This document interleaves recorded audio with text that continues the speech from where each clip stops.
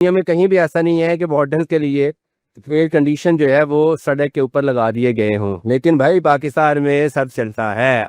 Cabin बना दिए गए हैं और ये लाहौर का केनाल और माल रोड की अंडरपास है। और 1 टन का एसी पड़ा हुआ है ऊपर, और अंदर बैठने के लिए 2 चेयर्स पड़ी हुई हैं।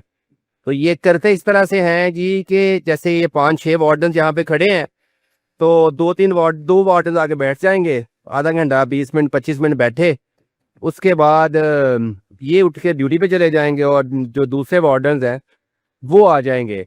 तो ये बड़ा लेविश किस्म का एक सिस्टम बनाया गया है।